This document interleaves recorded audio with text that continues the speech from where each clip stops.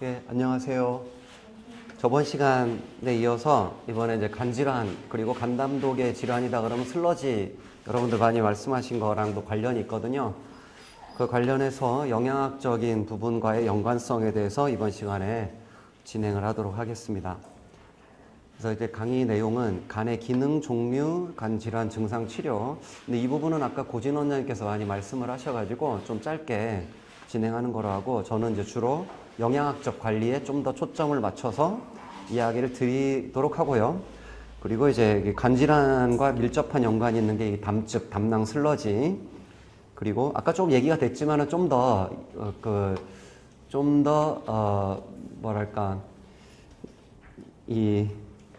자세하게 진행을 하려고 해요. 그리고 이제 간 피부 증후군이라고 간질환 중에 하나인데, 간질환으로 인해서 피부 증상이 굉장히 심하게 나타나는 질병이 있어요. 그 질병은 자주 오는 거는 아니지만은 이 질병이 생기는 경우에는 예후가 굉장히 안 좋습니다. 생존율이 굉장히 떨어지거든요. 근데 이게 음식 또는 영양제의 변화를 통해 가지고 그 생존율이 굉장히 달라졌다라는 연구 논문이 있어요. 그래서 그거를 좀 소개해 드리려고 하고, 그리고 이제 마지막 영양제 선택 방법 형태로 진행을 하겠습니다. 그래서 주요 이제 간 담독의 기능을 보게 되면은, 간은 간이고 담도는 간에서 십이지장으로 연결되는 담관을 얘기를 하는 거고, 그 중간에 담낭이 있죠. 그래서 그 담낭에 이물이 차는 거를 슬러지라고 합니다. 그래서 이제 담낭 슬러지도 간 담독의 질환 중에 하나다라고 보시면 됩니다. 그래서 이제 이 간 담독의 기능을 보게 되면은 단백질 대사, 탄수화물 대사, 지질 대사, 비타민 대사, 요 네 개가 다 영양소잖아요. 영양소 대사, 그리고 이제 호르몬 대사, 영양소 저장, 그리고 소화, 그러니까 영양, 소화, 흡수, 배설, 이런 건 다 영양학적인 내용이거든요. 그래서 간질환은 굉장히 영양학적인 내용과 밀접한 관계가 있다. 그래서 이 종류를 보게 되면은 여러 종류가 있는데, 급성 간부전은 독성 물질을 먹었을 때 생기는 거죠. 엊그저께 제 아는 지인분이, 아까 여기 고양이 키우시는 분 계시는데, 고양이가 4마리인데 한 마리가 굉장히 이제 꼬맹이고 나이가 어려요. 근데 이 꼬맹이 고양이가 살가워요. 그리고 호기심도 많고. 근데 그 보호자분이 남천이라는 식물을, 화분을 들이신 거예요, 안에. 근데 이 호기심 많은 고양이가 그 풀을 뜯어먹고 한 대여섯 시간 만에 구토를 했는데 그 남천 이파리가 나온 거죠. 그래서 바로 활력저하와 함께 구토, 그리고 이제 이제 누워 있는 거죠. 그래서 무서워서 이제 병원을 데리고 가가지고 확인해 봤더니 이제 간 수치가 1000 이상, 그러니까 1000까지만 찍히는 병원에 가신 거예요. 로컬 병원으로 갔는데, 그래가지고 수액 처치를 하는데 그 병원은 24시간 관리가 안 되는 로컬 병원이라 가지고 24시간 관리되는 병원으로 이전을 했고, 수치를 봤더니 6600까지 뜬 거예요, ALT가. 그리고 이제 AST도 1000단위까지는 아니지만은 수백까지 뛴 거죠. 굉장히 높게 뛰었죠. 그래서 ALT, AST는 아까 말씀하신 ALKP와 다르게 간과 좀 더 직접적인 지표거든요. 그래가지고 계속 수액 처치하고, 그리고 아까 그 항산화 약물들이 있어요. 아세틸시스테인 같은 약물들이 있거든요. 그런 처치를 해가지고 지금 오늘 제 메시지를 받았는데 굉장히 많이 떨어졌습니다. 600까지 떨어졌다고 하더라고요. 다행히 그분은 그 증상과 함께 그 이파리를 보시고 바로 내원하셔가지고 그렇게 사른 거지, 좀만 늦었으면은 굉장히 이제 불행한 일이 발생했을 수도 있다. 그래서 그게 급성 간부전이에요. 중독에 의한 일이 제일 많다. 그리고 이게 급성 간부전이 치료되지 않고 3개월 이상 지속되면은 이제 만성 간부전으로 진행이 되고, 그 뒤에는 또 다른 종류의 임상 증상이 발생할 수 있습니다. 복수라든가 황달이라든가, 그리고 이제 간성 뇌증, 아까 신경 증상처럼 생기는 그런 질병 언급하셨잖아요. 이제 그런 것들이 다 만성 간 질환에 의한 증상들이다. 그리고 이렇게 감염이라든가, 그리고 여러 약물 치료, 그리고 이제 만성 간염, 그리고 이 만성 간염이 진행이 되면 또 간 경변증 또는 섬유화, 그리고 고양이 같은 경우에는 한 3일 정도 굶으면 이렇게 지방간증이 생기죠. 그리고 간 피부 증후군, 좀 자주 있는 것은 아니지만 예후가 굉장히 안 좋은 질병 중에 하나다. 그리고 아까 이제 고진 원장님께서도 언급하신 문맥 전신달, 그러니까 PSS, 이거 선천적인 질환이 되는 거죠. 그리고 이제 담석증, 담낭에 이제 돌이 생기는 겁니다. 이런 간 질환으로 인해서 생기는 증상들을 보게 되면은 초기에는 이렇게 이제 구토설사라든가 다음단뇨 같은 것들이 생기고 좀 진행이 되면은 또는 급성 간부전일 경우에는 밥을 잘 안 먹게 되고 아까 그 고양이 같은 경우에도 입원해가지고 밥을 먹기 시작했어요. 그러면 이제 예후가 좋아지는 겁니다. 활력 그리고 이제 식욕 이런 것들이 굉장히 중요한 지표가 됩니다. 그리고 이제 좀 심해지면 황달이라든가 그리고 간이 혈액 응고인자를 생산해가지고 그러니까 지혈을 유도하는 그런 역할도 하거든요. 근데 간의 기능이 떨어지니까 그런 지혈과 같은 기능들이 잘 수행이 안 되겠죠. 그래서 사람 같은 경우도 술을 엄청 많이 먹으면 간 손상이 일어나고 그래서 출혈이 생기잖아요. 어떤 타격이나 또는 어떤 내부 출혈 같은 게 생길 수 있는데 그게 잘 안 먹게 됩니다.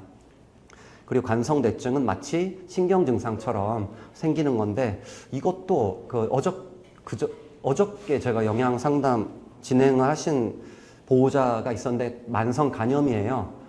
그리고 이제 그 강아지 같은 경우에는 황달도 있었고 복수도 많이 찼습니다.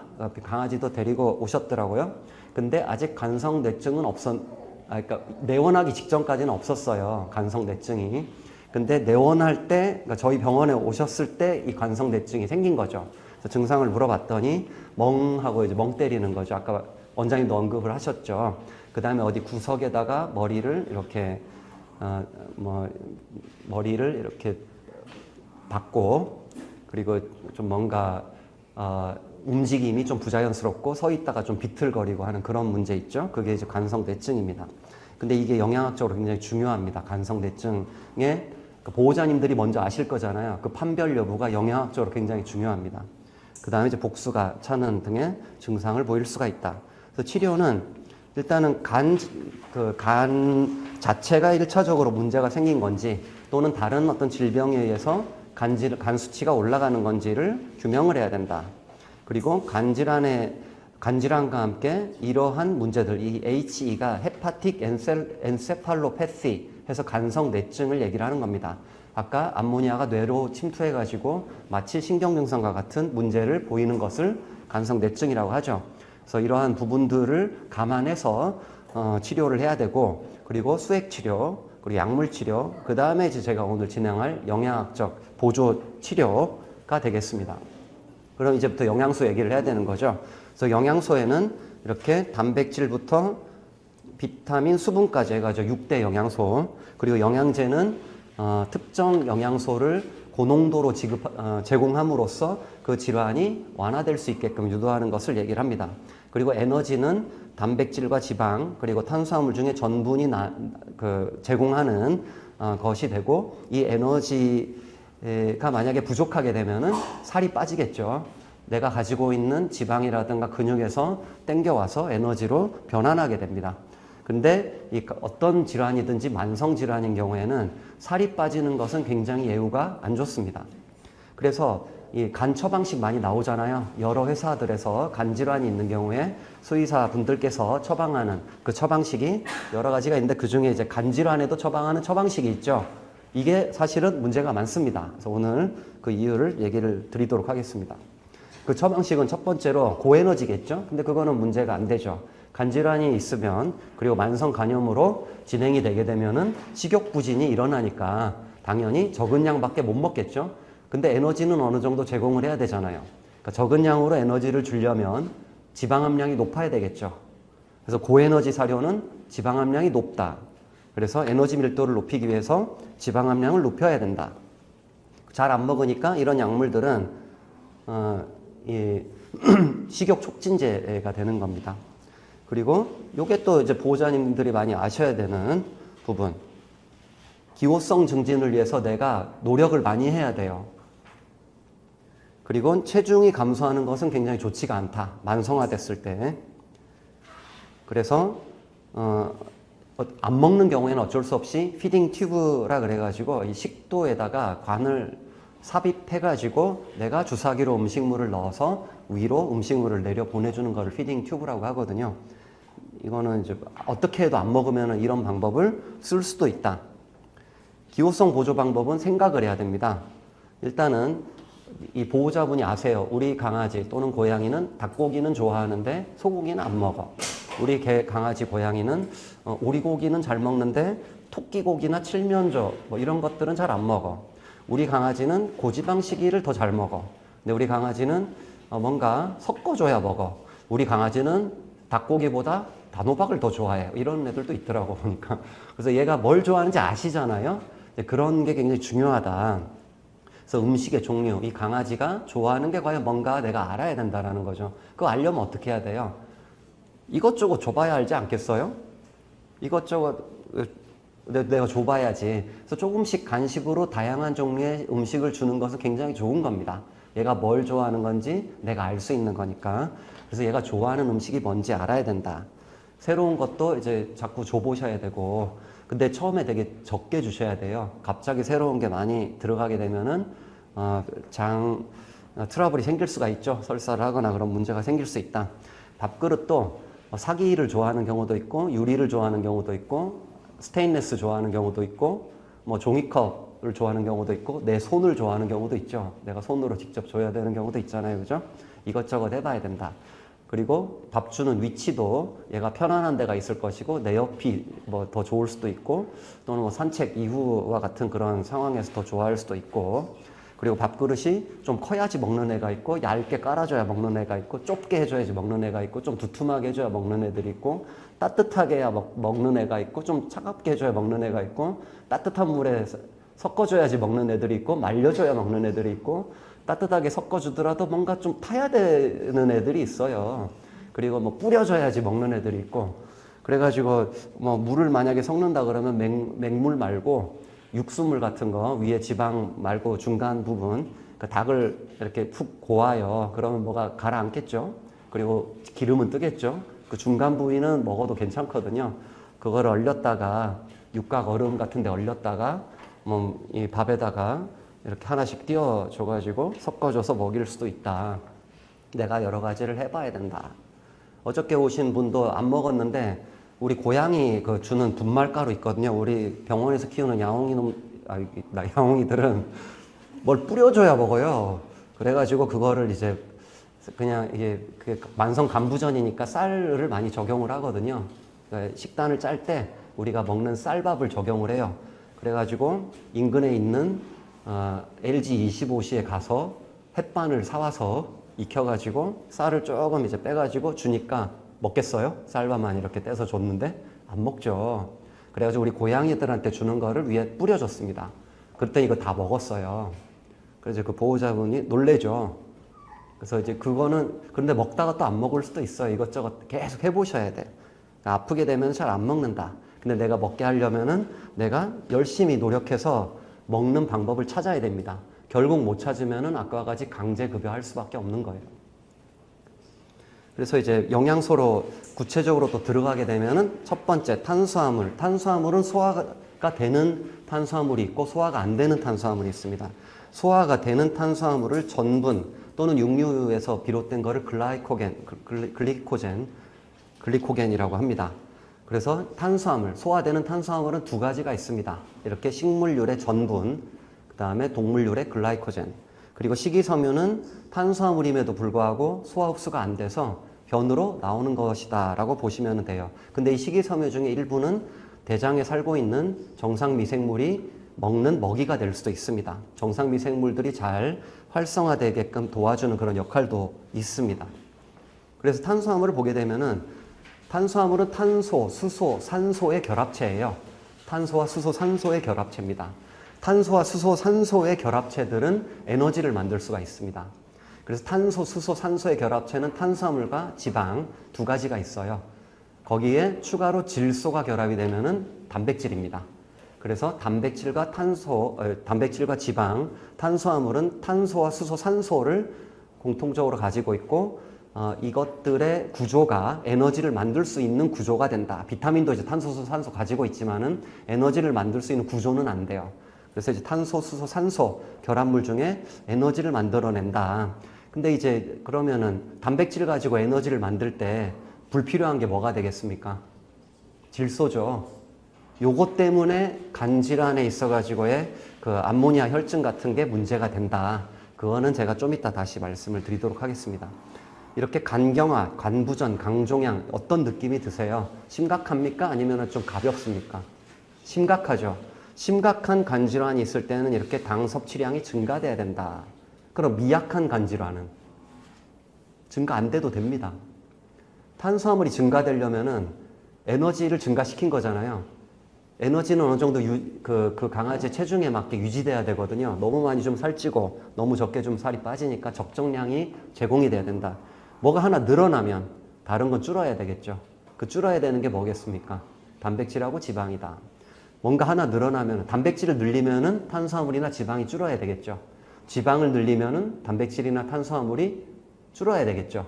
그런 식으로 그러니까 어떤 백이라는 것을 주게 되면은 뭘 하나 늘리면 뭘 줄여야 되는 거예요. 그게 영양에서 얘기하는 그러니까 영양에서 얘기하는 개념이에요. 너무 하나에 너무 꽂히면 안 되는 거예요. 그리고 여기 FHL이라고 되어 있는 건 고양이 지방간증이 된다. 근데 지방간증에서는 고단백, 고지방을 해야 됩니다. 이거는 강아지 간 부전하고 좀 다릅니다. 고양이는 굶기면 안 돼요. 이틀만 굶어도 간에 지방이 쌓이게 됩니다. 만약에 굶겼으면 고단백, 고지방 시기를 해줘야 돼요. 그리고 이렇게 급여 에너지량, 예를 들어 5kg짜리 강아지의 경우 하루에 한 100g 먹는다 그러면은 한 400kcal 정도 먹는 거거든요. 그 중에 한 200kcal 가까이는 탄수화물에서 받아도 된다라는 얘기입니다. 이거는 이제 저단백, 저지방 시기를 얘기를 하는 거죠. 근데 탄수화물을 적용을 할 때는 이렇게 그러니까 고혈당, 저혈당 등에 주의를 해야 되는데 이거는 그러니까 그 고혈당이다 그러면 혈당으로 빨리 변환되지 않는 탄수화물을 줘야 되고 그게 이제 통곡물 같은 거죠. 보리 같은 거. 근데 만약에 혈당이 좀 낮게 유지되는 경우라면은 쌀 같은 거 바로 혈당으로 바로 혈당으로 변환될 수 있게끔 해주는 그런 식재료를 선택하라는 의미입니다. 이거는. 이게 단백질이 제한된 경우에는 당연히 탄수화물이 증가돼야 되겠죠. 아까 제가 말씀드린 대로 에너지 섭취량이 유지돼야 되기 때문에 뭐가 하나 줄면은 다른 게 하나 늘어야 되는 겁니다. 그리고 펫푸드, 이거는 이제 여러 연구들인데 조섬유, 섬유질에는 또 두 가지가 있습니다. 이렇게 물에 녹는 것이 있고 물에 안 녹는 것이 있는데 물에 녹는 것이 주로 이렇게 프리바이오틱스라 그래가지고 체내에 살고 있는 정상 미생물이 잘 분화되고 증식할 수 있게끔 해주는 역할, 미생물이 먹는, 유산균이 먹는 먹이가 된다. 이런 것들이 또 간질환에 있어서 암모니아 수치를 떨어뜨려 줄 수 있습니다. 그래서 여기 프리바이오틱스라고 되어 있는 거는 발효성 식이섬유예요. 수용성 식이섬유.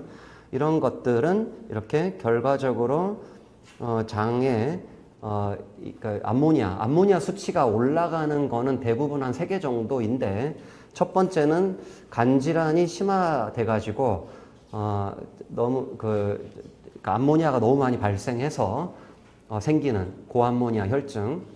그 다음에 두 번째는 아까 장출혈이 있는 경우에도 암모니아가 올라갈 수 있어요. 장출혈이 있다는 얘기는 이제 혈액의 적혈구 등이 장관으로 이행되게 되는 거잖아요. 근데 이때 이게 소화가 됩니다. 적혈구들이 소화가 되면은 여기에 있는 질소가 암모니아 형태로 다시 체내로 들어가게 됩니다. 그렇게 돼서 이제 암모니아 수치가 올라갈 수가 있고, 그리고 이제 마지막으로 정상 미생물들이 단백질을 대사시켜가지고 암모니아가 발생하게 되고 그 생성된 암모니아가 이제 그 체내로 들어가게 되는데 주로 이제 그 안 좋은 세균들이 그렇게 하는 역할들이 많고 오히려 좋은 유산균과 같은 좋은 세균들은 그 발생 빈도를 줄여주거나 그 암모니아를 내가 먹이로 또 섭취를 할 수도 있습니다. 그렇기 때문에 이제 장질환이 심한 경우에 그렇게 이제 암모니아 혈증이 일어날 수 있는데 이렇게 이제 프리바이오틱스나 프로바이오틱스와 같은 유산균 또는 유산균의 먹이 등을 제공했을 때 암모니아의 수치, 그 체내 이제 그 농도를 좀 떨어뜨려 줄 수 있다라는 거고, 여기 락툴로즈라고 돼 있는 거는 이거는 이당류예요. 그러니까 병원에서 쓰는 어떤 약물 치료 형태로 쓰는 건데 이게 이제 그 갈락토즈라는 당과 그 과당, 프럭토즈라는 당이 합쳐져 있는 이당류예요. 이게 소화가 이제 안 되는 거다라고 보시면 돼요. 아밀레이스라고 아시죠? 탄수화물을 소화시켜주는 그 효소는 이당류까지만 분해를 합니다. 근데 체내로 들어가려면은 단당류까지 분해가 돼야 돼요. 그런데 이거는 이당류 형태이기 때문에 소화가 안 됩니다. 그래서 식이섬유의 일종이라고 보시면 되고, 이게 암모니아가 흡수되는 것을 막아주는 역할을 해요. 그러니까 간질환으로 인해서 체내에서 암모니아가 늘어나는 경우가 있고, 어떤 장에서 암모니아가 흡수되는 경우도 있는데, 그래서 이제 암모니아가 높아지는 건데, 장에서 흡수되는 거를 막아주는 것으로 보시면 된다. 그래서 이것도 발효가 되는 거죠. 식이섬유니까. 그 다음에 이제 이 바일레시드가 담즙산이 이제 간에서 만들어져 가지고 담관을 통해서 배설이 돼서 십이지장에서 지방 소화를 하는데 작용을 하는데, 이게 지방을 한번 소화한 다음에 재활용을 하거든요. 근데 100% 다 재활용을 하는 게 아니고 한 95% 정도만 재활용을 해요. 나머지 5%는 대장으로 가겠죠.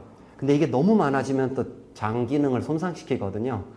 그래, 너무 적어도 안 되고. 그래서 적당량이 유지가 돼야 되는데, 그 유지하는 데 도움을 준다라고 이해를 하시면 됩니다. 너무 많지 않게 유지를 해준다.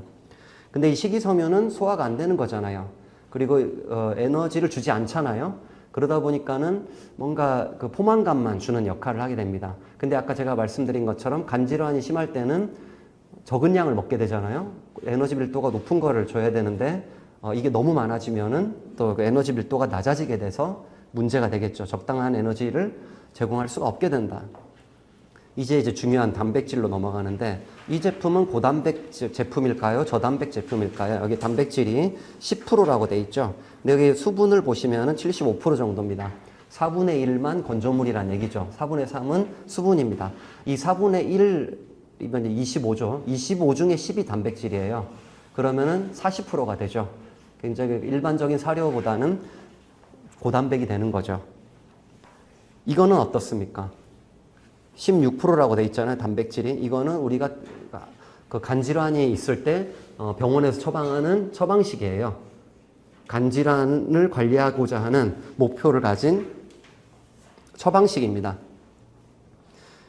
이 처방식은 간성 뇌증이나 심한 황달이 생겼을 때 먹이는 거예요. 근데 간 수치 조금 올랐잖아요. 그죠? 조금 올랐을 때 이거를 먹이면 오히려 좋지가 않다. 증상이 없고 그냥 이제 증상이 없는 상태에서 간 수치만 올라간 경우에는 일반 식이를 하셔야 돼요. 일반 식이. 그리고 그 아까 항산화 영양제 같은 것을 추가해 주시면 되는 겁니다. 근데 증상도 없는데 이렇게 굉장히 단백질을 제한한 거거든요. 이거는 굉장히 단백질을 제한한 식단을 했을 때는 오히려 간 질환을 더 가속화시킬 수 있습니다. 간도 단백질 덩어리잖아요. 단백질을 제공해 줘야지 계속 재생되는 기관인데 재생할 수 있게끔 도와줘야 된다는 거죠. 이 처방식이 잘못됐다라는 얘기가 아니라, 이 처방식이 적용이 되려면은 간 질환이 심하게 진행이 돼가지고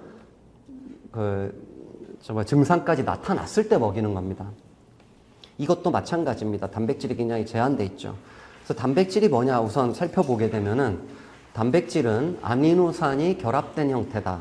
그래서 단백질의 기본적인 유닛은 아미노산이다. 그래서 여기가 이제 소화기관이고 여기 혈액입니다. 이거는 장상피 세포예요. 단백질이 들어오면은 아미노산 단위로 분해가 되겠죠. 단백질 소화 효소에 의해 가지고. 그래서 아미노산 3개 단위까지는 장상피 세포로 들어오고 결국 하나까지 다 분해가 돼야지 체내로 들어오는 겁니다. 아미노산 하나를 먹는다. 한 단위를 먹는다라고 보시면 돼요. 단백질 이렇게 있지만은 결국 아미노산으로 분해가 됩니다. 알부민을 먹어도 아미노산을 먹는 겁니다. 알부민으로 몸 안에 들어오는 게 아니에요.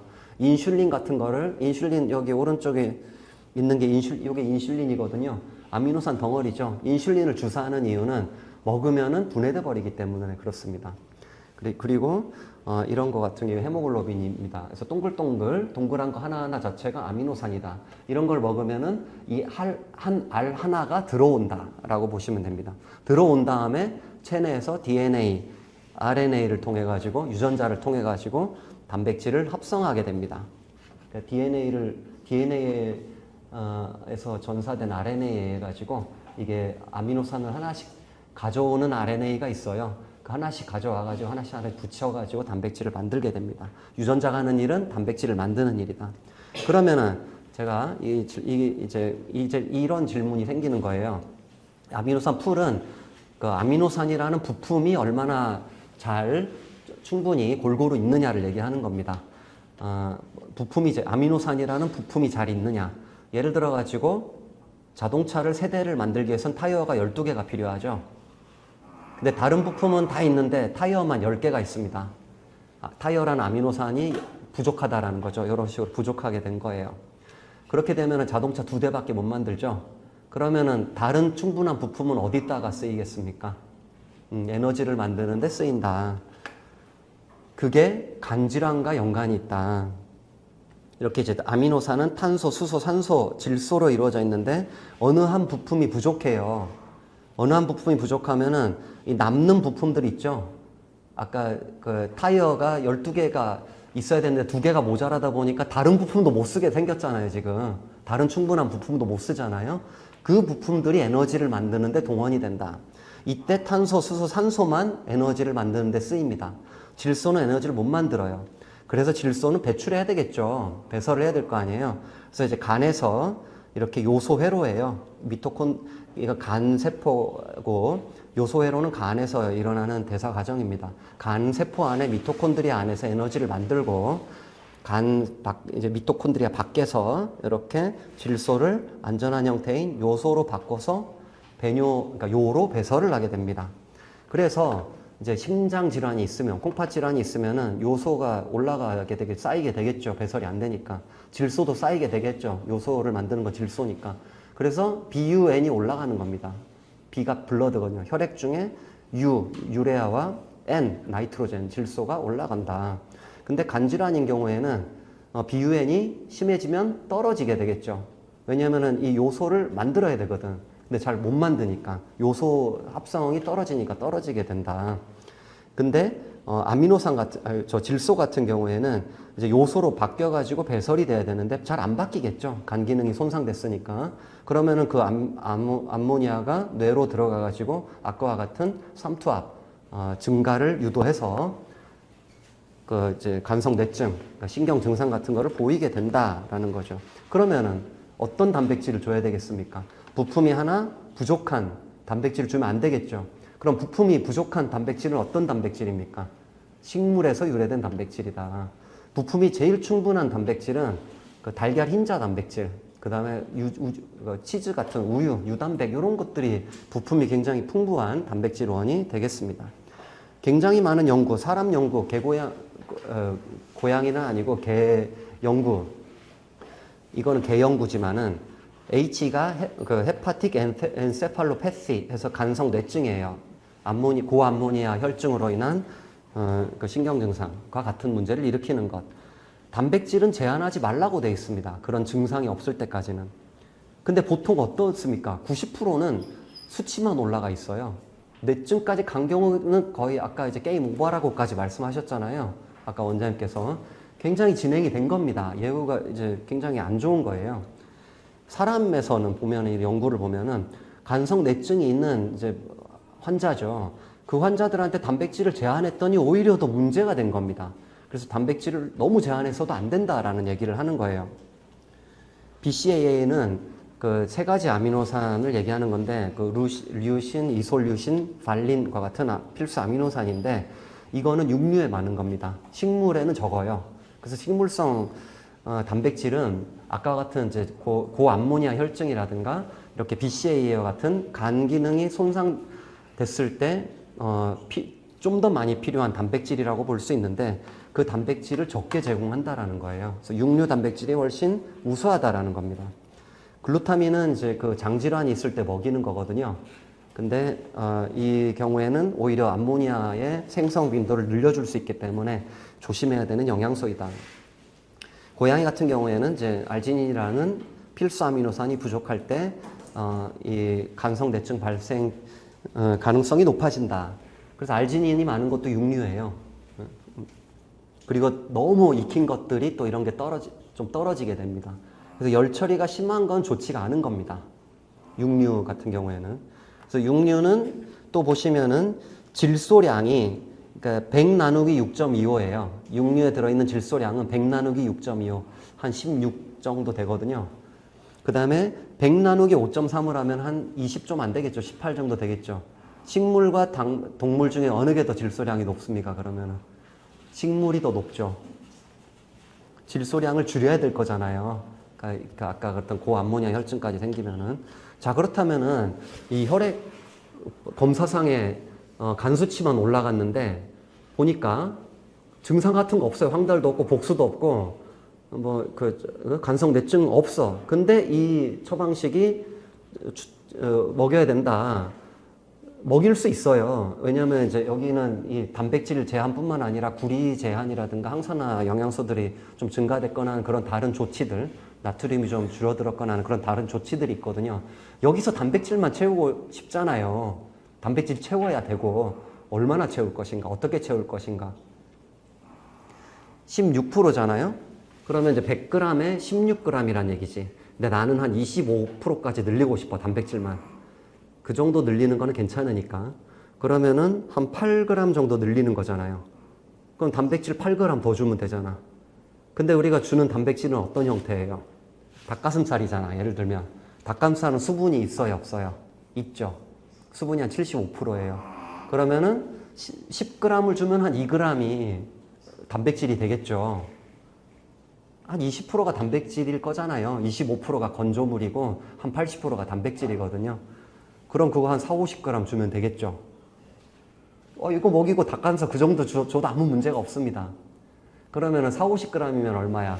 한 40kcal, 30kcal 되겠네. 그 정도, 근데 아까 5kg짜리 강아지가 100g 먹는다 했잖아요. 그게 400kcal잖아요.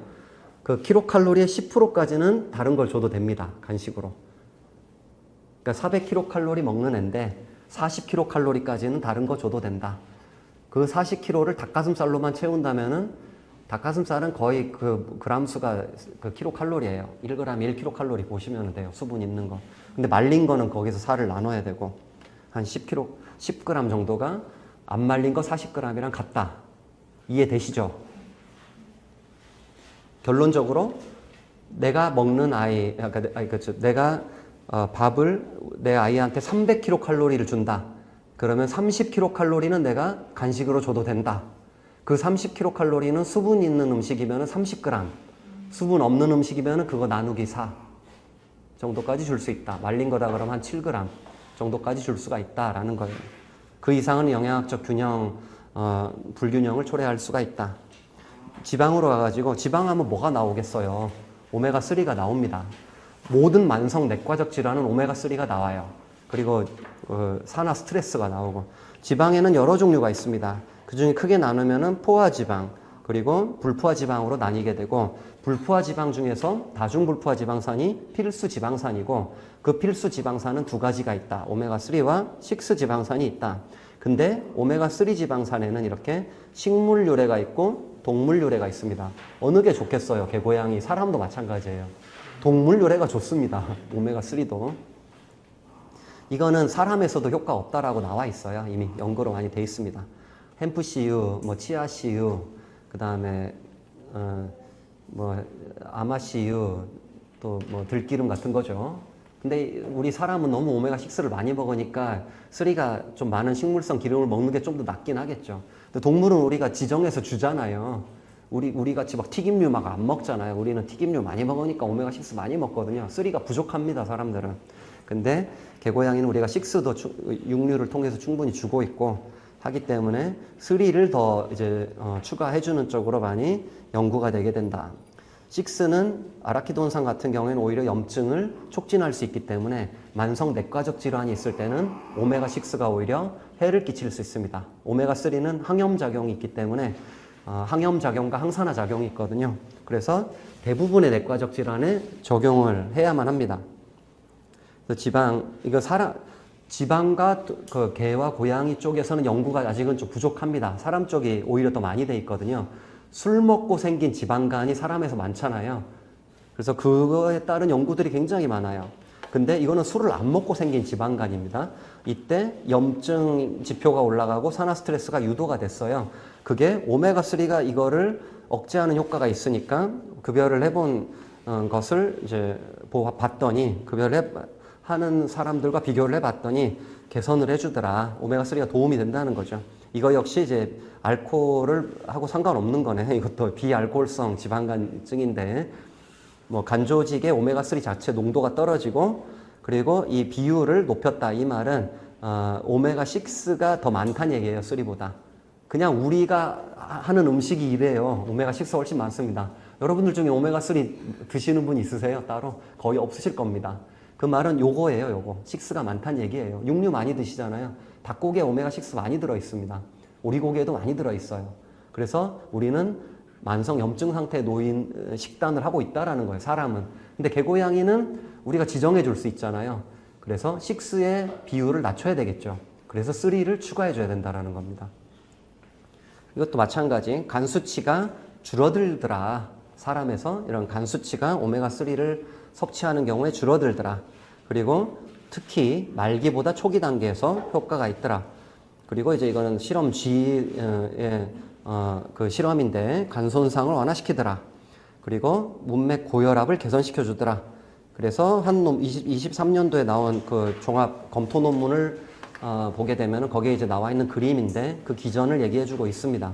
이렇게 이제 만성 간 질환이 있을 때 오메가3는 항염작용과 항산화작용을 통해서 그 간 질환을 개선시켜 주는데 도움을 주더라. 그럼 용량이 중요하잖아요. 그럼 얼마 먹어야 될까? 사람 연구인데 동물 연구도 다 돼 있습니다. 근데 사람 연구를 보게 되면은 결론적으로 이 연구는 58개 다른 오메가3 관련 연구들을 종합해 가지고 쓰여진 검토 논문이고 적어도 1.5g 드셔야 됩니다. 뭐 기준으로? EPA, DHA, 유효 성분 기준으로. 오메가3도 여러 종류가 있는데 그 중에 EPA와 DHA가 항염작용과 항산화작용이 있습니다. 그래서 이게 많은 게 그 해양 유래 오메가3죠. 해양 유래 기름이죠. 너무 적을 때는 효과가 없더라. 그리고 이거는 해조류에 많은 거예요. DHA는 참치 기름과 해조류에 많은 거거든요. 그거보다는 그냥 일반 소형 어종이 EPA가 더 많거든요. 그래서 그 소형 어종 EPA가 항염작용에 좀 더 직결되어 있습니다. DHA는 오히려 그 어렸을 때 뇌 발달에 좀 더 도움을 준다. 그래서 항염작용, 항산화작용은 EPA와 더 관련이 있다. 소형 어종에 EPA가 많다. 그래서 그게 더 도움이 됩니다. 그리고 식물성 오메가3입니다. ALA는 이거는 사람에서도 효과가 없더라. 동물에서는 이제 용량이 요거고 이건 대사체중량이고 펫푸드도 먹잖아요. 그 일반 펫푸드에 오메가3가 없는 펫푸드들도 많거든요. 이때는 요만큼. 소형견과 고양이 기준이에요. 대형견은 이걸 써야 됩니다. 이 공식을. 근데 음식에 오메가3가 있으면은 한 요 정도가 추천이 된다. EPA와 DHA 기준입니다. 오메가3 기준이 아니라. 오메가3는 한 그룹을 얘기하는 거예요.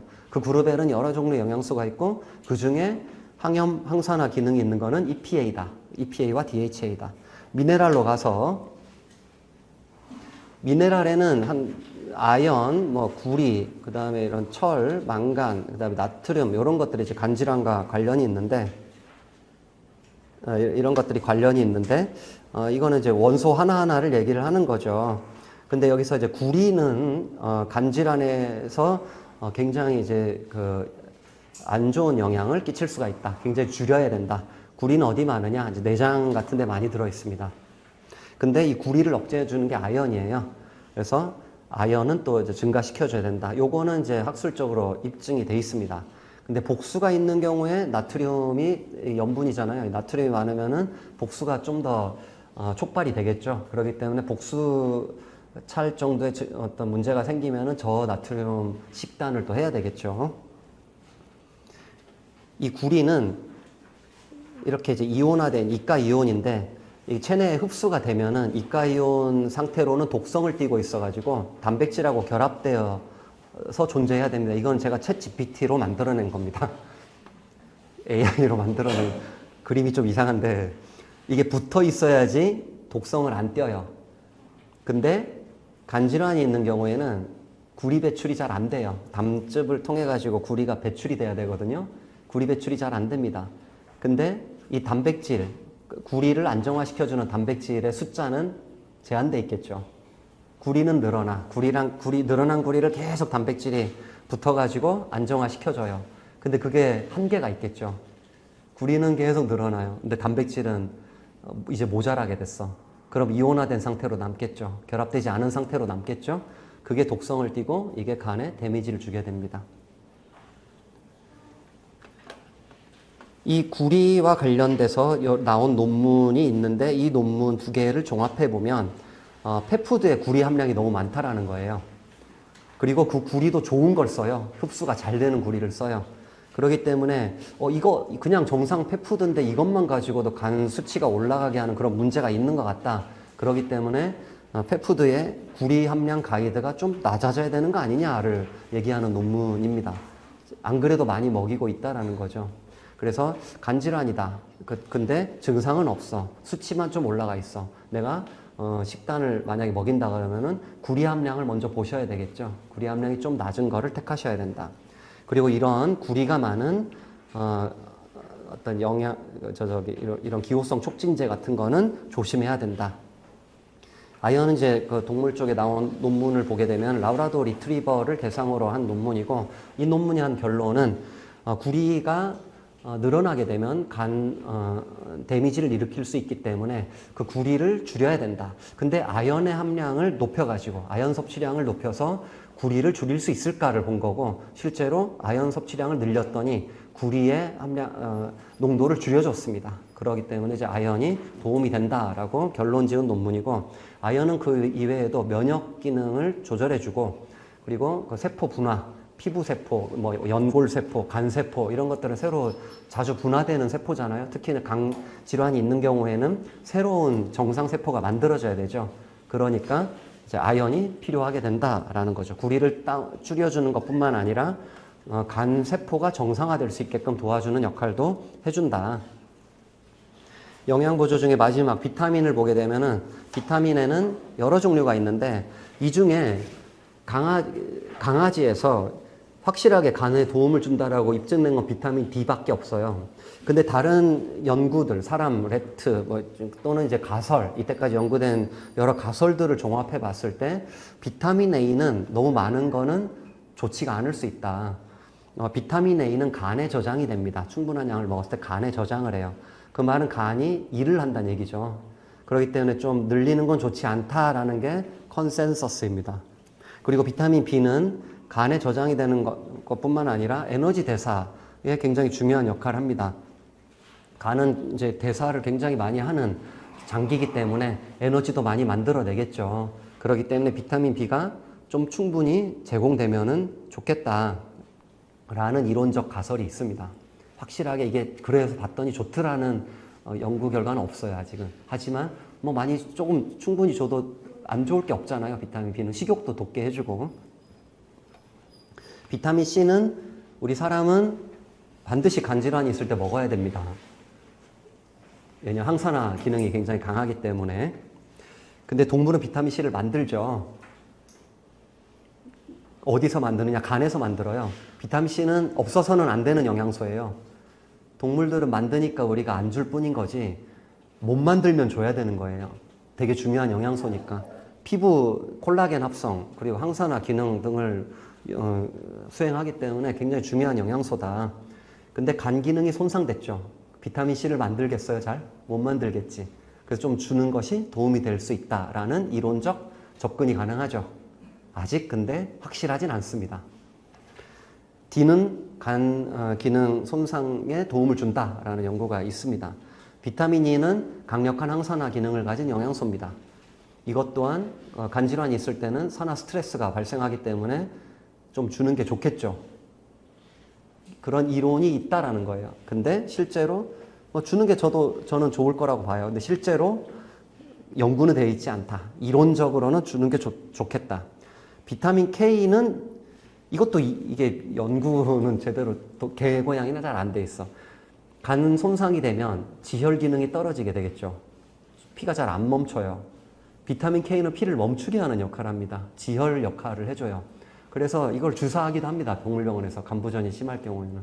좀 지혈이 잘 안 되면 출혈로 인한 2차적 문제가 발생할 수 있으니까.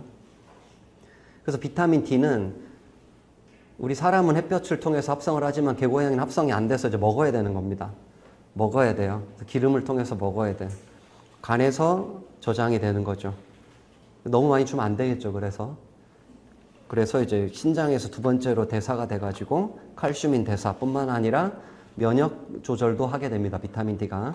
그래서 여러 연구들이 있는데 한마디로 비타민 D가 예전에는 칼슘인 대사와 관련이 있는 것만으로 알았지만은 지금은 이제 여러 그 면역 조절을 통해 가지고 여러 내과적 질환에도 도움을 준다라는 것들이 많이 입증이 돼 있습니다.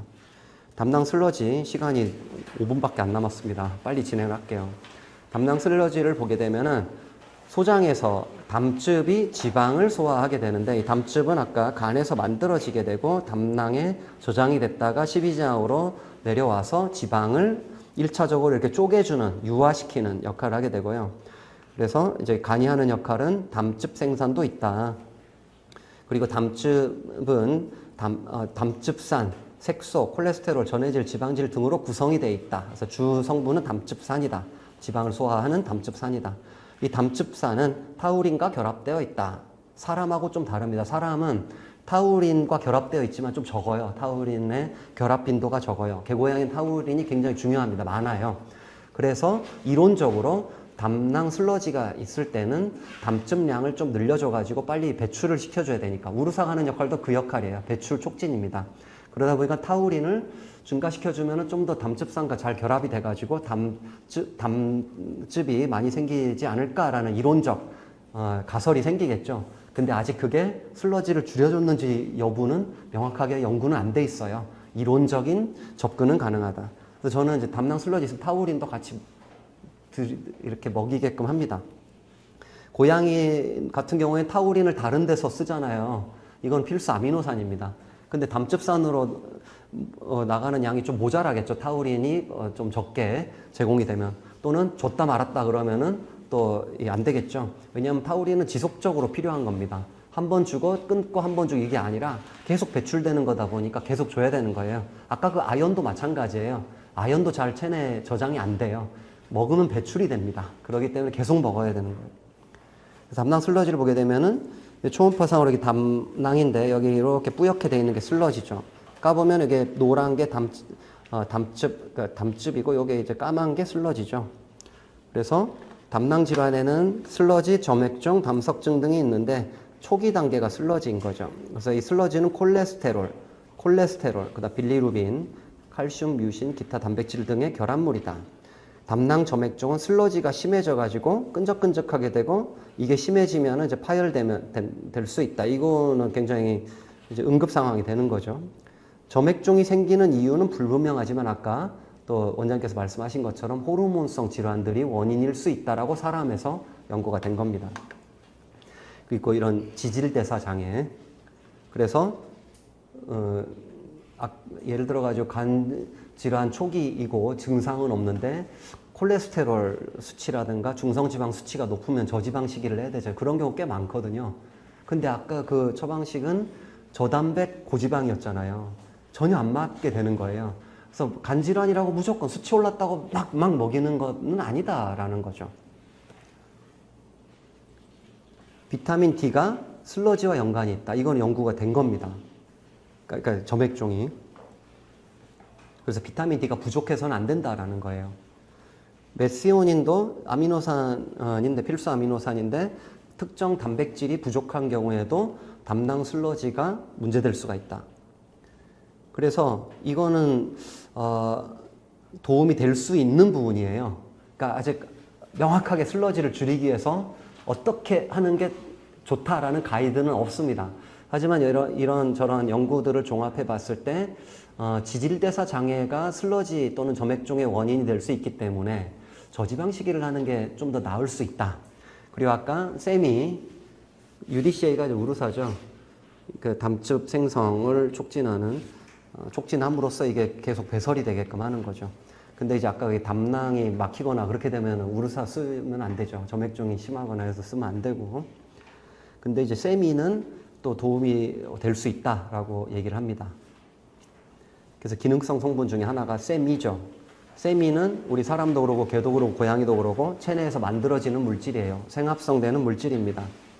간에서 합성이 되고 하는 역할이 체내에서 가장 강력한 항산화 물질인 글루타티온을 생성해준다. 그러므로 인해서 산화 스트레스를 완화시켜준다. 산화 스트레스는 밥을 많이 먹어도 생기는 거예요. 그러니까 에너지를 만들 때 산화 스트레스도 만들어집니다, 같이. 그래서 이제 그거를 중화시키기 위해서 이런 항산화 물질이 또 생성이 되는 거예요. 글루타티온도 생성이 되는 물질이에요. 근데 질병이 생겼습니다. 그러면 이 산화 스트레스가 중화되는 양보다 만들어지는 양이 더 많겠죠. 그렇게 되면은 이제 체내 세포를 공격하게 됩니다. 그래서 질병이 있는 경우에는 더 많은 항산화 물질이 필요하다. 그 중에 하나가 이제 간에서는 세미가 되겠다. 그래서 간질환이 있는 경우에는 합성이 잘 안 되겠죠. 간에서 합성되는 거니까. 그래서 산화 스트레스가 더 촉진이 되고 이게 간 손상까지 연결이 된다. 그리고 이 세미 항산화 능력은 굉장히 강력하다. 그리고 사람 연구에서 만성 간염 환자들에게 이러한 지표들을 완화시켜주더라. 개고양이에서도 이제 간질환이 있는 경우에 간조직 글루타티온 농도가 감소하는데 세미는 특히 고양이에서 그 글루타티온 농도를 올려주는 역할을 하기 때문에 도움이 될 거다라고 간접적으로 얘기를 할 수가 있다. 실제 먹인 거예요. 이 함량만큼 먹였더니 혈장의 세미 농도 당연히 올라간다. 이 말은 흡수됐다는 얘기죠. 그리고 글루타티온 농도도 올라가더라. 그래서 세미는 이 연구뿐만 아니라 굉장히 많이 되어 있어요. 세미는 간질환에서 도움이 되는 물질이다라고. 이것도 이제 아미노산의 일종이죠. 메시오닌이잖아요. 그래서 이제 이렇게 약물 중독이 있을 경우에 이렇게 간세포 손상 정도를 적게 해주더라, 줄여주더라. 케이스 리포트 보면 자일리토를 먹였을 때 이제 저혈당증뿐만 아니라 간독성도 있는데 이때 급성 간부전, 아까 같이 뭘 잘못 먹으면 급성 간부전이 생깁니다. 이때 세미와 함께 병원에서 주사하는 거예요. N아세틸시스테인 같이 했더니 1개월 했더니 이제 치료가 되더라. 그리고 이제 항암제 또 간독성이 있잖아요. 이 경우에도 개선을 시켜주더라. 같이 합제로 먹였을 때. 그리고 이제 남조류 같은 경우에도 여기에 마이크로시스틴이라는 독성, 간독성을 유발하는 물질이 있습니다. 그래서 이제 이런 거 특히 이제 그 호수 같은 데서 수영하는 리트리버들 그거를 먹고 간독성이 생기는 경우가 있거든요. 그때 치료가 되더라. 이걸 먹였더니. 근데 문제는 여러분들이 아셔야 되는 건 요겁니다. 세미는 위산에서 90% 거의 대부분 다 파괴돼요. 그래서 그거를 파괴 안 되게 보호해주는 조치가 필요하다. 그래서 그거는 부셔서 먹으면 안 돼요. 코팅을 해줘야 되는데 부시게 되면은 코팅이 손상되게 되고 위에서 거의 다 파괴돼 버립니다. 그 채로 먹어야 되는 거예요. 그래서 이제 코팅이 돼야 되는 거고 코팅 안 된 제품들도 많습니다. 코팅이 돼야 돼요. 그 다음에 코팅된 거는 그대로 먹어야 되는 겁니다. 어쩔 수 없이 조금 부수는 거는 할 수 있어도 막 갈거나 그래서는 안 되는 거예요. 그리고 세로토닌, 세미가 사람에서는 우울증 치료제로 쓰이거든요. 세로토닌은 행복 호르몬입니다. 우울할 때 세로토닌이 좀 증가되게끔 해주는 약물 치료를 또 하게 되죠. 그리고 이 동물에서 트라마돌이라든가 셀레질린 같은 경우에도 세로토닌을 그 체내 농도를 좀 유지시켜주는 그런 역할을 하는 약물들이거든요. 샘이도 행복 호르몬 세로토닌을 증가시켜주고 이런 약물도 증가시켜주거든요. 그럼 두 개가 같은 역할을 하게 되면 너무 과하게 되겠죠. 그래서 오히려 부작용이 생길 수 있습니다. 세로토닌 증후군이라는 부작용이 생길 수 있어. 너무 과해도 문제가 된다. 그래서 이제 세미는 주의할 점은 다른 약물, 세로토닌과 관련된 약물을 섭취할 경우에는 용량을 줄이든지 하는 그런 주의가 필요하다. 실리빈은 제일 많이 하는 게 이거죠. 밀크시슬 갈아가지고 주는 게 제일 많죠. 밀크시슬은 씨앗이죠. 씨앗. 식물 씨앗이지. 그 씨앗이 70%는 실리마린이라는 물질로 이루어져 있고 나머지 30%는 지방입니다. 오메가6 지방산이에요.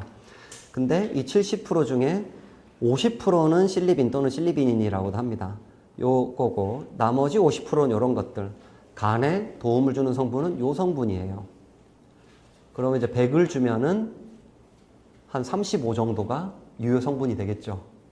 100 중에 70이 실리마린이고 70의 반이 35잖아요. 요게 중요한 성분입니다. 다른 것들은 불필요한 성분이에요. 특히 요건 오메가6는 더더욱 불필요하죠. 리놀레산은 오메가6. 뭐 3도 약간 있겠지만 주로 6죠. 실리빈이 유효 성분이다. 그래서 간염증, 산화 스트레스, 병리 조직학적 문제를 개선해 주더라. 간부전 환자한테 수치를 낮춰주고 생존율이 늘어나더라. 개고양이에서도 여러 많은 연구가 있는데 다 긍정적인 연구들이죠. 실험견에서 이제 이거는 옛날 실험이겠죠. 억지로 이걸 먹여가지고 사망률을 본 겁니다. 그 다음에 주로 이제 쌤이와 같이 적용을 하고, 그 다음에 이렇게 이제 이게 중요한 내용인데 흡수율이 되게 낮아요. 흡수율이 낮아가지고 좀 이제 흡수를 촉진시켜주는 형태로 만들어주는 경우도 있습니다. 그게 실리포스예요. 대가에 들어있는 거죠. 이게 정말 하고 싶은 말인데 시간이 너무 진행이 됐는데 좀 더 진행해도 빨리 진행할게요. 제가 자연식을 만들었어요. 집에서 만들어줬습니다. 그래, 그건 제가 뭐 어떤 고기를 썼겠습니까? 육류를 썼겠죠. 신선한, 내가 봤을 때 신선한 거 썼겠지. 그리고 내가 야채를 섞더라도 내가 먹는 그 형태의 야채를 썼겠죠. 그리고 영양 균형 맞추려고 뭔가 좋은 다른 보조적 수단도 조치를 했겠고. 근데 미국에 살고 있는 저는 미국에 제 친척 아무도 안 살고 있지만 있다고 가정해서 내 친구가 너 먹이는 거 나도 먹일래. 그럼 제가 그걸 보내면 어떻게 되겠습니까? 썩겠죠. 안 썩게 해야 되겠죠. 아니면 그까지 냉동으로 보내야 되잖아. 이게 쉽지가 않아. 그럼 어떻게 해야 되겠어요? 그 친구 보고 먹이게 하려면은 말려야 되겠죠. 그까지 가는 동안에 보존해야 될 거 아니에요. 보존제 같은 거 써야 되겠지. 그렇게 해가지고 동그랗게 만들어서 줘요. 그게 사료예요. 사료랑 자연식은 다른 게 아니다라는 거예요. 사료에 들어가는 거 식재료들은 자연에서 우리가 얻는 식재료들이죠. 거기에 이제 영양 균형 맞추려고 보조적 조치를 취하는 거 다 똑같다라는 거죠. 근데 그 과정에서 열 처리를 어마어마하게 해야 될 거예요. 말리려면.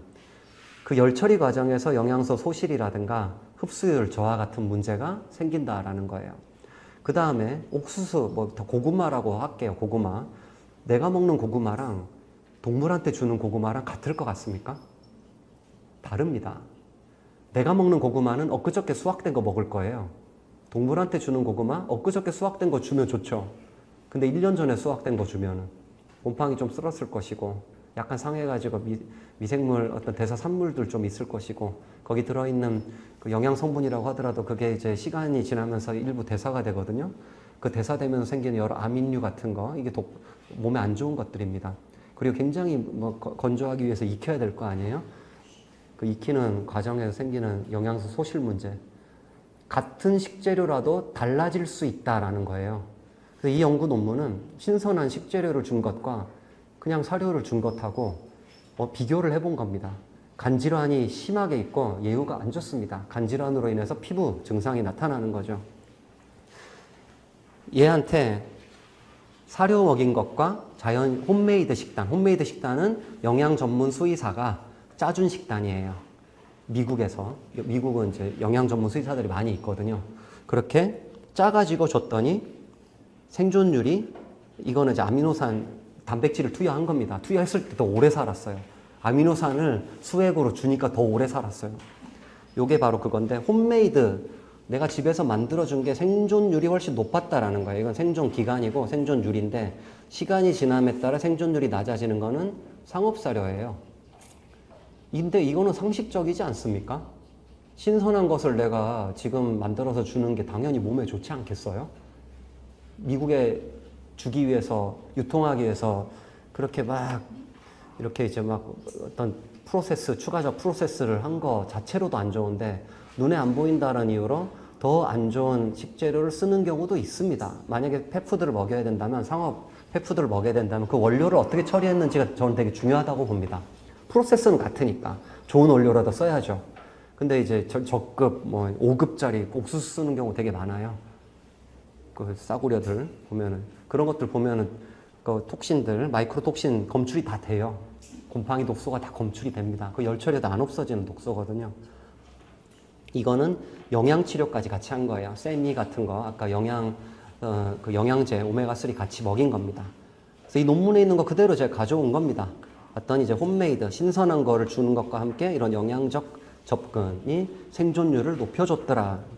그리고 이제 아미노산 수액 처치, 당연히 이거는 이제 다 하는 거니까. 그 영양제는 어떤 걸 선택해야 되느냐? 요 네 가지 제가 맨날 얘기하는 거죠. 함량이 표기된 거, 그리고 그 함량이 골고루 있는 거, 그 다음에 이제 이게 독성을 띠는 그런 불필요한 것들, 이런 것들이 들어가서는 안 된다. 이렇게 섞는 거는 잘 안 섞입니다. 이게 약처럼 섞어야 돼요. 약처럼 만들어야 돼요, 영양제도. 한 알에 몇십 미리그램 들어있는 건데, 몇십 미리그램이면 0.02g, 10mg이면 0.01g이에요. 진짜 미량이 한 알에 들어있어야 되는 거죠. 잘 섞어야 되겠죠. 근데 막 섞으면 그게 섞이겠어요? 어떤 거에는 뭐 재수 좋아가지고 많이 들어있을 거고, 재수 없으면 또 너무 많아도 안 되지. 어떤 거엔 재수 없으면 안 들어있는 거지. 오늘은 먹고 내일은 안 먹고 이렇게 되면 안 되죠. 이 배치는 내가 먹이고 싶은 거 들어있는데 저 배치는 아예 안 들어있어요. 그러면 안 된다라는 거죠. 그래서 이제 L카르니틴 말고 코엔자임 Q10 같은 경우는 굉장히 중요한 항산화 물질이고 여러 군데 많이 쓰이거든요. 이게 열 처리를 하면 파괴가 됩니다. 넣어줘도 파괴가 돼요. 그래서 검사해봤더니 안 나오죠. 오메가3도 1g당 이거는 사기친 건데 이만큼 들어있대요. 근데 검사해봤더니 이만큼 안 들어있어요. 그러니까 써져 있는 것만으로 못 믿겠다라는 거지. 얘들 하는 말 가지고 못 믿겠다는 거지. 그럼 우리 뭘 믿어야 됩니까? 완제품에서 검사가 됐느냐?